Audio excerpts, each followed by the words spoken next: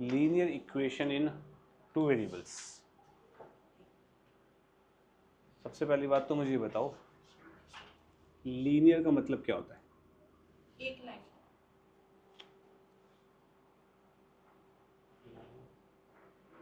Kind of एक line में, ये मतलब हो गया लीनियर का। आपने क्यूबिक पॉलिनोमियल वगैरह पढ़े? अच्छा, लीनियर का मतलब होता है डिग्री। डिग्री समझते हो? एक एक्सप्रेशन में वेरिएबल की हाईएस्ट पावर क्या होती है, उसे बोलते हैं डिग्री। एक एक्सप्रेशन में या एक पॉलिनोमियल में highest power of the variable is known as degree. ठीक है, तो डिग्री 1 का मतलब हाईएस्ट पावर क्या होनी चाहिए? 1। कोई दिक्कत? इक्वेशन मतलब इक्वल टू आएगा। टू वेरिएबल का मतलब उसमें दो वेरिएबल आ सकते हैं, x y, y z, s t, कुछ भी। अब ध्यान से देखना, ये जितने भी मैंने वेरिएबल यहाँ पे लिखे हैं वो इंग्लिश अल्फ़ाबेट, कितने अल्फ़ाबेट्स होते हैं? 26 के लास्ट वाले अल्फ़ाबेट्स में से कुछ लिखा मैंने। शुरुआत वाले जो है ना, अंग्रेजी में जो शुरुआत के अल्फ़ाबेट्स होते हैं उन्हें हम जनरली कॉन्स्टेंट्स मानते हैं, जनरली, हमेशा नहीं। ठीक है, और एंड के टुवर्ड्स को वेरिएबल, डब्ल्यू जेड वाई, कुछ भी। ठीक है। ऐसा कोई हार्ड एंड फास्ट रूल नहीं है, लेकिन जनरली ऐसा लेते हैं। तो linear equation in two variable की सबसे स्टैंडर्ड फॉर्म होती है a x plus b y plus c equals to 0। This is your linear equation in two variable. दो वेरिएबल लिख गए एक्स वाई। एक्स की पावर क्या है भाई? वाई की पावर क्या है? तो maximum power of the variable in the whole equation is 1। कोई दिक्कत? तो ये क्या हुई? Linear equation in two variable x and y. अब यहां पे a and b both can't be शून्य, साइमल्टेनियसली लिख दो।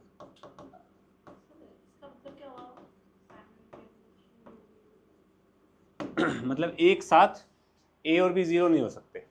अगर ए बी एक साथ 0 हो गए तो यहाँ पे सी इक्वल टू 0 बचेगा, तो बचेगा ना। अगर ए को भी 0 कर दो, बी को भी 0 कर दो, तो ये हट जाएगा, सी इक्वल टू 0 बचेगा। तो वेरिएबल तो गए, तो टू वेरिएबल का मतलब कोई सेंस नहीं है, वेरिएबल गायब हो गए। और लीनियर का भी कोई सेंस नहीं, क्योंकि वेरिएबल नहीं तो पावर कहाँ से देखूँ भाई, कोई सेंसलेस चीज़ हो जाएगी वो। क्लियर है? पक्का? पर कोई एक 0 हो सकता है, वो हम चला सकते हैं काम, एक 0 हो सकता है।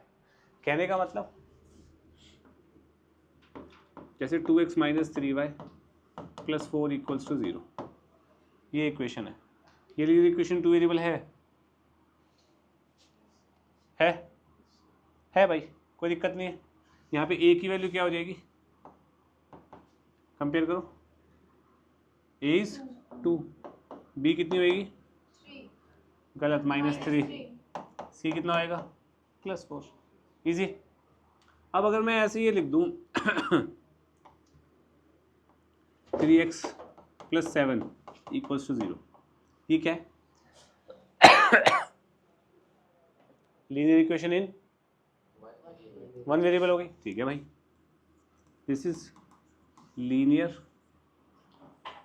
Equation in one variable. अब मैं ये बोल दूं भाई इसको टू वेरिएबल में बना के दिखाओ, तो टू वेरिएबल का मतलब यहाँ पे मेरे को सेकंड वेरिएबल इंट्रोड्यूस करना पड़ेगा। अब सेकंड वेरिएबल इंट्रोड्यूस तो मैं कर दूंगा, पर ये इक्वेशन ऑल्टर नहीं होनी चाहिए मेरी, क्या करूँ? इस चीज़ को मैं ये भी लिख सकता हूँ 3x plus 0y plus 7 equals to 0। भाई बन गई डिग्री 1 दो वेरिएबल आ गए, लेकिन 0y का मतलब 0 ही हो गया ना, तो ऑल्टर भी नहीं हुई हमारी इक्वेशन, कोई दिक्कत? तो यहाँ पे a की वैल्यू क्या हुई? 3, b की वैल्यू क्या हुई? c की वैल्यू क्या हुई? कोई दिक्कत है किसी को यहाँ पे? पक्का? भाई दोनों साथ में 0 नहीं बनने चाहिए, बात खत्म। Linear equation in two variable का मतलब समझ आया? ये आपकी स्टैंडर्ड फॉर्म होती है, standard form of linear equation in two variable. ये आपको ध्यान रखनी है। इससे कंपेयर करके आप ए बी सी की वैल्यू निकाल सकते हैं। अभी तक इतना ही सीखना है, ये लिखो, फिर आगे बात करते हैं। ठीक है जी। फर्स्ट पार्ट है ए पार्ट को मैं लिख सकता हूँ 3x minus 4y minus 5 equals to 0. This is A, this is B, this is C. B की वैल्यू -4, सी की वैल्यू -5. क्लियर. बी पार्ट को मैं लिख सकता हूँ 2x minus 3y plus 4 equals to 0. A हो गया 2, बी हो गया -3 और सी हो गया +4. ठीक है. C part x plus 2y minus √2 equals to 0. A हो गया 1, बी हो गया +2. x कैसे हो गया? ए के साथ आता है, हमें इससे कंपेयर करना है ना. कवर मत कर अपनी गलती को, इससे कंपेयर करना. x के साथ क्या आ रहा है? 1 आ रहा है तो a 1 हो गया. y के साथ 2 + 2 आ रहा है तो b हो गया. c क्या हो जाएगा? क्या हो जाएगा? -√2. कोई दिक्कत अक्षय? सी पार्ट y का क्या हुआ मतलब? ये y अकेला, तो y के साथ यहाँ पे क्या है? b के साथ y अकेला ही तो है. कंपेयर करना बेटा उसको, ये चीज़ वो कैसे बनेगी? a की वैल्यू, b की वैल्यू, c की value. d part 5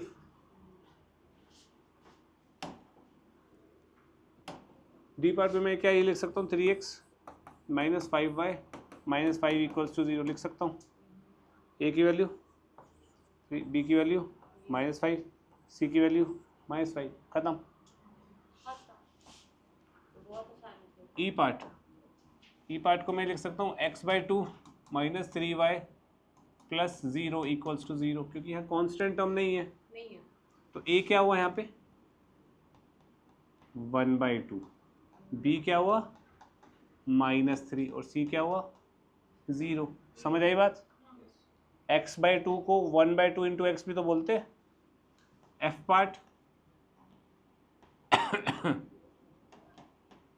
√2y minus 3.2 equals to 0. तो ये हो गया अपना a, ये हो गया अपना b, ये हो गया अपना C. कोई दिक्कत है शुभम? शुभम जी पार्ट में बता बेटा. सर पहले तो आप x डाल दो. x plus 0y minus 7 equals to 0, क्योंकि यहाँ पे y नहीं है तो a कितना हुआ 1, b कितना हुआ 0 और c कितना हुआ? -7. h पार्ट बताइए Shubham. h/2y equals to 3. Sir पहले तो आएगा 0x बोल बेटा. 0x. 0x plus 2y minus 3 equals to 0. तो a की वैल्यू बता जल्दी. सर a की वैल्यू होगी 0x. गलत. a की वैल्यू क्या होगी? कंपेयर करना है यहाँ से बेटा. a की वैल्यू 1. 0 होगी बच्चे. x के साथ क्या लगा हुआ है यहाँ? 0. यहाँ x के साथ क्या लगा हुआ है? a. तो a क्या होगा? 0. b क्या होगा जल्दी बता देख के. b होगा 2. +2 बोला कर. ठीक है. तो c क्या होगा? -3. करेक्ट, -3. सबको समझ आ गया कैसे प्रोसीड करना है? ऐसे क्वेश्चन कुछ ज़्यादा बड़ी चीज़ तो है नहीं यार, इजी है ना. बात करते हैं सॉल्यूशन की. सॉल्यूशन का मतलब क्या हुआ कि वो वैल्यूज़ जो इक्वेशन को सेटिस्फाई करें. ठीक है. इक्वेशन सेटिस्फाई करने का मतलब क्या होता है?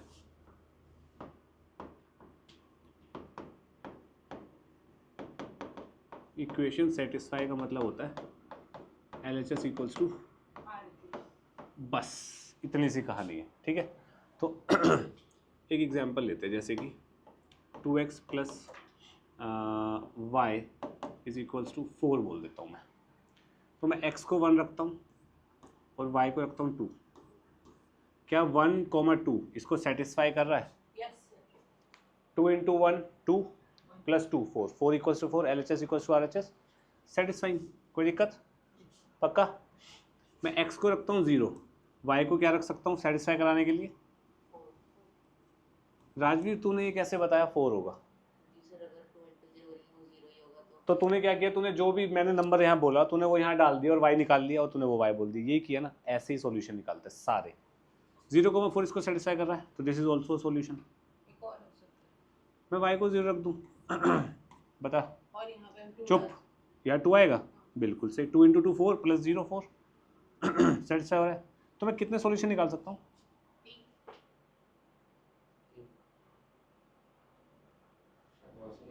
-1 रखा मैंने, यहाँ 6 रख दूंगा तो भी ये सेटिस्फाई कर रहा है। तो सबसे पहली चीज़, अ लीनियर इक्वेशन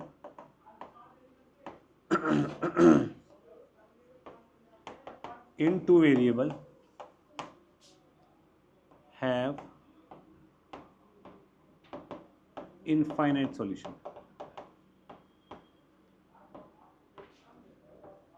कितने सॉल्यूशन होते हैं? इनफाइनाइट।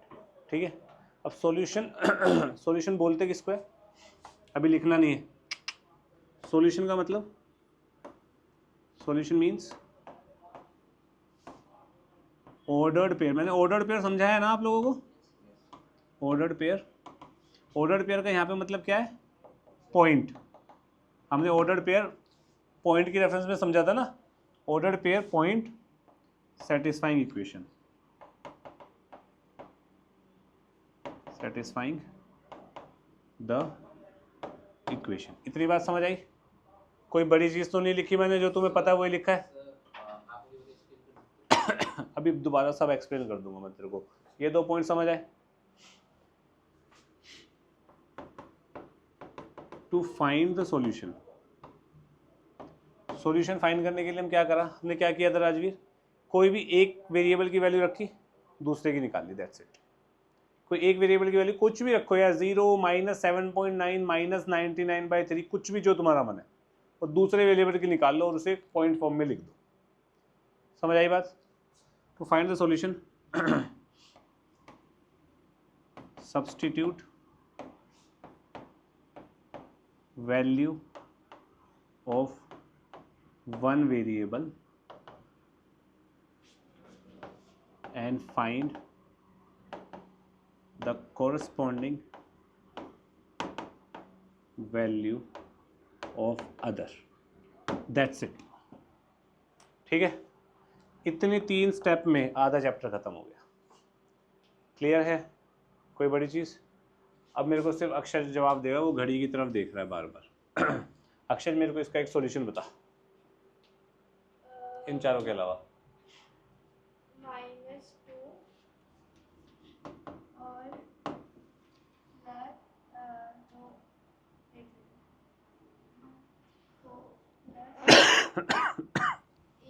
करेक्ट। इसने -2 यहाँ डाला, -2 इंटू 2 इज -4, -4 इधर गया तो +4, 4 + 4 ईजी। कोई प्रॉब्लम? कितने भी सॉल्यूशन बना सकता हूँ मैं, करिए। बहुत ईजी है भाई, ऑप्शंस डाल के देखो। जैसे 1, 2 डालता हूँ इसमें, तो 3 × 1 + 4 × 2 = 11। ये हो गया 8 + 3 11 = 11। सही है, तो आंसर इज ए। 5, करेक्ट है, वो भी सही है। नेक्स्ट देखना, हाँ वो भी सही है बेटा। नेक्स्ट देखना, if this point lies on the graph of this then two more solutions of the equation are. अब ये पॉइंट इसके ग्राफ पे लाई कर रहा है, यानी कि ये पॉइंट इसको सेटिस्फाई कर रहा है, या ये पॉइंट इसका सॉल्यूशन है। सॉल्यूशन है तो इसको सेटिस्फाई करेगा। तो a - 1 y मतलब 4 + 3 × -2 = 6। तो a - 1 × 4 = 6 + 6 12। a - 1 = 4 नीचे जाएगा तो 3, 12/4 is 3। a = a4 आ गया। यहाँ पे वैल्यू डालो तो इक्वेशन क्या बनेगी हमारी? 3y + 3x = 6। यस और नो? मैं इस पूरे को 3 से डिवाइड भी करके भी बना सकता हूँ, नहीं तो यहाँ से भी देख सकते हैं। अब देखो 1, 1 सेटिस्फाई कर रहा है, 3 + 3 6 होता है। 1, 1 इसका सॉल्यूशन हो गया। 2, 0 सेटिस्फाई कर रहा है, 2, 0 सेटिस्फाई कर रहा है। 3 2 6, sorry 3 2 6 + 0 = 6।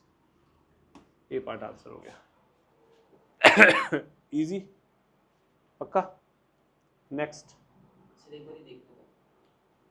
The value of k if this is the solution of this। क्या करेंगे तनिष्क? तनिष्क जल्दी बता।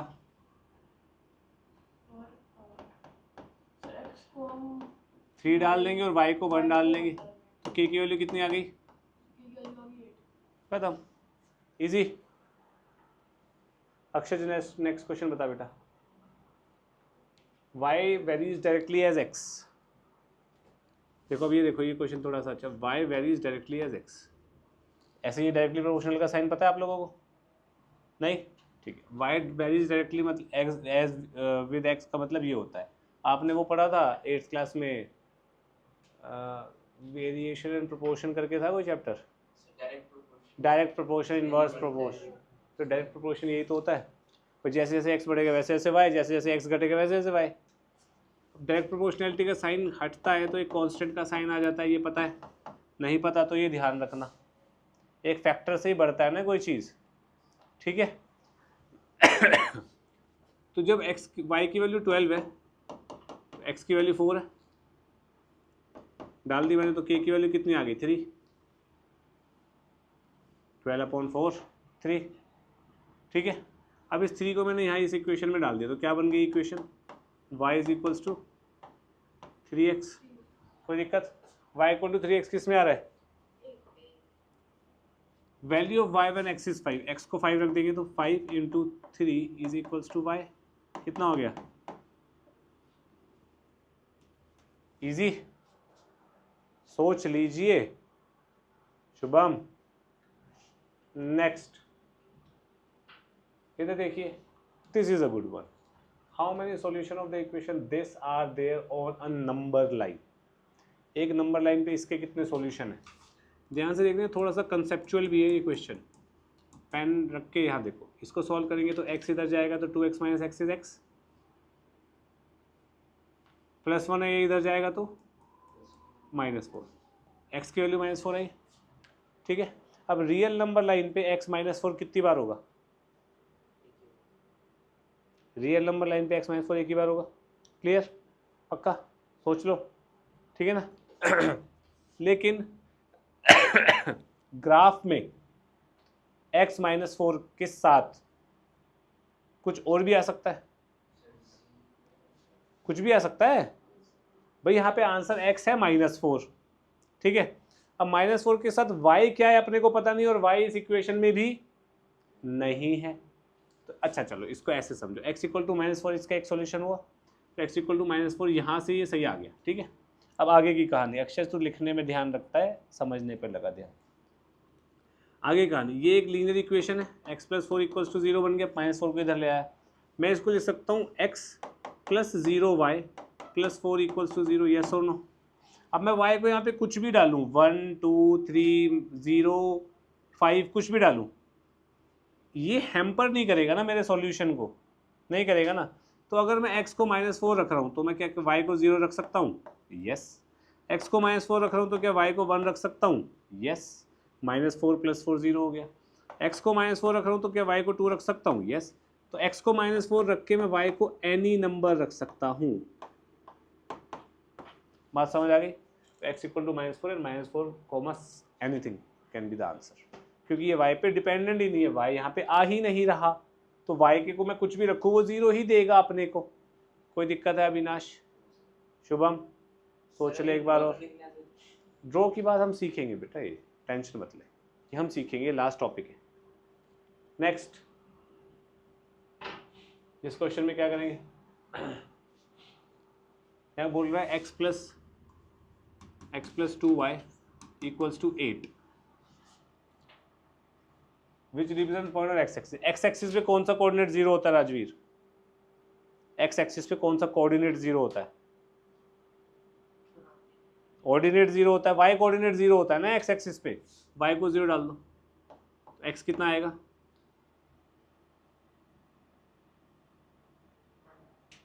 1 कैसे आएगा? 2 × 0 0, x = 8 आएगा बेटा। 1 कैसे निकाला था? x की वैल्यू ही तो 8 आएगी, y को 0 डालेगा तो 1 कैसे आएगा? y एक्सिस पे x क्या होता है?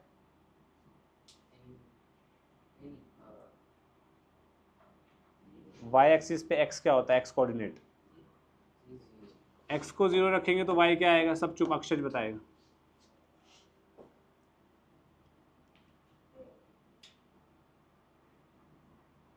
x को 0 रख देना, 0 + 2y = 8, तो 2y = 8, y =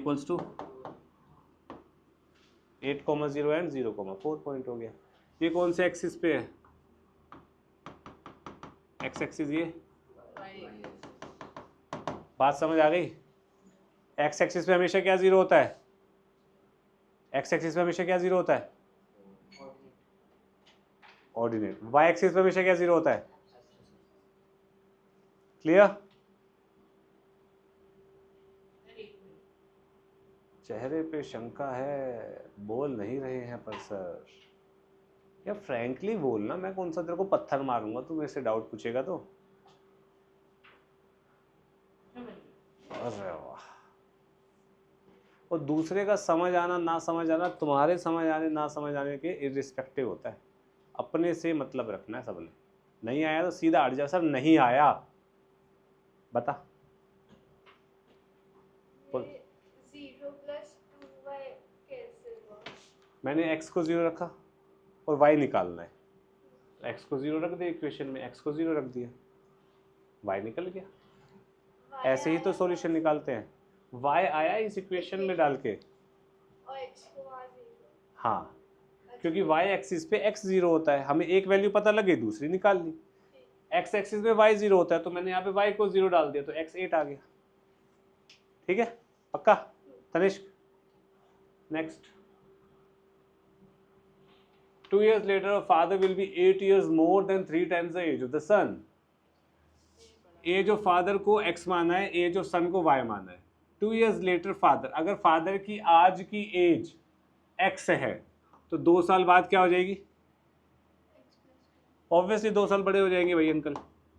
is equals to 2 years later the father will be 8 years more, 8 साल, इधर ध्यान दे ले, 8 साल ज्यादा। डिकोड कैसे करोगे देखना। 2 years later father will be 8 years more than 3 times the age of the son. Then 3 times age of the son क्या होगी राजवीर? गलत गलत गलत।